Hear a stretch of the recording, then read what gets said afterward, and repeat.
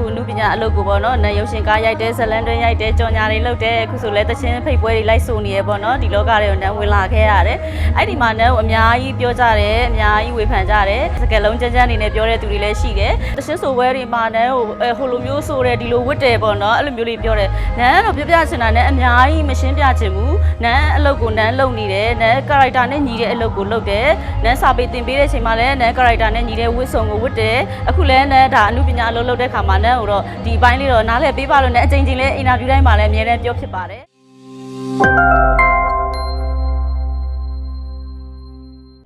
ဒီကလေးလေးတွေနဲ့စာသင်ခဲ့တဲ့နန်းရဲ့တက်တန်း73နှစ်ကျော်လေးเนาะအဲ့တော့ခါကျတော့နန်းကဘာပဲဖြစ်ကလေးတွေနဲ့ထိတွေ့နေတဲ့ခါကျတော့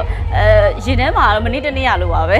မနေ့တနေ့ရလို့ပဲခံစားရပါတယ်ပြီးတော့ခါကျတော့နန်းဒီပရာဟိတအလုပ်တွေကလည်းအရင်တည်းကလုပ်နေတာဖြစ်တဲ့အတွက်အခုပြန်ထိတွေ့လိုက်တဲ့အခါမှာလည်းနန်းအတွက်တော့အထူးဆိုင်မဟုတ်ဘူးနန်းလုပ်နေကြအလုပ်ကိုပြန်ပြီးတော့မှနန်းကင်သွားတယ်လှုပ်သွားတယ်ဆိုတဲ့ပုံစံလေးပေါ့နော်ပီတိဖြစ်တယ်ပျော်တယ်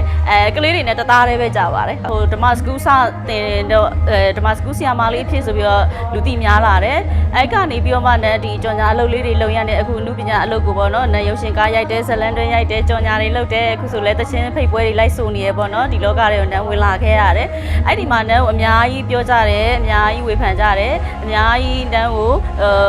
နီလန်းနေပြေးတဲ့လူရှိတယ်ပေါ့နော်ပြောဆိုရဲသူတွေစကလုံးကြမ်းကြမ်းနေနဲ့ပြောတဲ့သူတွေလည်းရှိတယ်ဒါပေမဲ့နန်းကအဲ့ဒါတွေကိုဘယ်လိုမျိုးတီးခံလဲဆိုတော့နန်းဒီဓမ္မစကူးစာပေသင်တဲ့အချိန်မှာနန်းဝမ်းစာအတွက်နန်းဗုဒ္ဓစာပေတွေ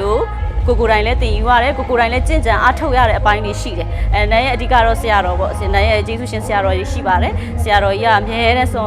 ဆုံးမသွန်သင်တယ်ပေါ့နော်ဒီလိုမျိုးရှိတယ်ဆိုတော့နန်းအဲ့ဒါလေးတွေနှလုံးသွင်းပြီးတော့မှပဲနန်းဖြတ်ကျော်ခဲ့တာပါအရင်တီးခံနိုင်တာမဟုတ်ပေမဲ့နန်းဖြတ်ကျော်နိုင်ပါတယ်ဟုတ်နန်းတီးခံလာတာတော့လေဟိုစပြီးတော့မှအလုပ်လုပ်ပြီးဆိုခဲ့တာအလုပ်တစ်ခုလုပ်ပြီးဆိုရတာအဲ့ဒါတီးခံရတဲ့အတိုင်းဒါတော့သူဟာသူအကြောင်းမဟုတ်တကြောင်းပေါ်လာတယ်အဲ့လိုပေါ်လာတဲ့အပိုင်းမှာနန်းဒါကိုဖြတ်ကျော်နေရတာပဲတစ်မျိုးနဲ့တစ်မျိုးမတူမနေ့ကနဲ့ဒီနေ့ကိုမတူဖြစ်စဉ်တွေကလေမတူဖြစ်စဉ်တွေမတူတဲ့အပိုင်းမှာလည်းအဲ့လိုတီးခံမှုအတိုင်းဒါတွေခံစားမှုအတိုင်းဒါတွေကလည်းမတူပါဘူးဒါပေမဲ့နန်းရအောင်တော့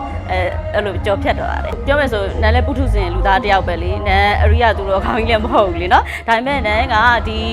ကျင့်စဉ်တွေအပိုင်းမှာရယ်နောက်တော့ခါကျတော့ဒီလူနေထိုင်မှုအပိုင်းမှာရယ်နောက်ဗုဒ္ဓစာပေတွေတော်တော်များများဖတ်တယ်နေထိုင်တဲ့အကျင့်တွေများခဲ့တယ်ဘာဖြစ်လို့လဲဆိုတော့နန်းအဲ့ဓမ္မစာပေတွေသင်ကြားပေးတဲ့အခါမှာနန်းကိုယ်တိုင်ကြင်ကြံအားထုတ်ရတာလေအဲ့ဒီဘက်မှာနန်းကိုအဲ့လိုမျိုးနေထိုင်ခဲ့တဲ့အပိုင်းတွေရှိတဲ့အခါကျတော့ဒါလေးတွေဖြစ်လာပြီဆိုဒါပါလားညံလေးနဲ့စဉ်းစားလိုက်တယ်ပေါ့နော်ဖြစ်စဉ်လဲဒီလိုလေးတွေရှိပါလားဒါဆိုရင်တော့ငါဒီလိုလေးနေထိုင်ရမယ်ဒီလိုလေးကျင့်စဉ်ရမယ်ဒီလိုမျိုးကျင့်သုံးရမယ်ဒီလိုလေးဥပက္ခပြည့်သိရင်ပြုရမယ်အဲ့လိုမျိုးနဲ့နန်းအဲ့လိုမျိုးနေထိုင်လိုက်တာပါနန်းကိုပေါ့နော်ဓမ္မစကူးဆရာမလေးတိုင်းမြင်ချင်းနဲ့အခုဆိုလဲနန်းတရှင်းဆိုဝဲတွေမှာနန်းဟိုလိုမျိုးဆိုတဲ့ဒီလိုဝတ်တယ်ပေါ့နော်အဲ့လိုမျိုးလေးပြောတယ်နန်းတော့ပြပြချင်တာနဲ့အများကြီးမရှင်းပြချင်ဘူးနန်းအလုပ်ကိုနန်းလုပ်နေတယ်နန်းကာရိုက်တာနဲ့ညီတဲ့အလုပ်ကိုလုပ်တယ်နန်းစာပေသင်ပေးတဲ့အချိန်မှာလည်းနန်းကာရိုက်တာနဲ့ညီတဲ့ဝတ်စုံကိုဝတ်တယ်အခုလည်းနန်းဒါအနုပညာအလုပ်လုပ်တဲ့ခါမှာနန်းကိုတော့ဒီဘိုင်းလေးတော့နားလည်ပေးပါလို့နဲ့အချိန်ချင်းလေးအင်တာဗျူးတိုင်းမှာလည်းအများနဲ့ပြောဖြစ်ပါတယ်အခုလည်းထပ်ပြီးတော့မှနန်းကိုနားလည်ပေးပါတချင်းတွေလည်းနန်းအဆိုတော်ကြီးတယောက်မဟုတ်တဲ့အတွက်ပေါ့နော်နန်းတချင်းဆိုနေရလေးတွေကိုနန်းကိုချစ်လို့ဖိတ်တဲ့လုပ်ငန်းရှင်တွေကိုလည်းနားလည်ပေးကြပါနန်းကိုပေါ့နော်အဲ့လိုအားပေးနေတဲ့ရှိတဲ့သူတွေ50ပေါ့နော်အဲ့အပိုင်းတွေလည်းနန်းကျေးဇူးတင်ပါတယ်လို့ဒီနေ့ကနေပြောချင်ပါတယ်ရှင့်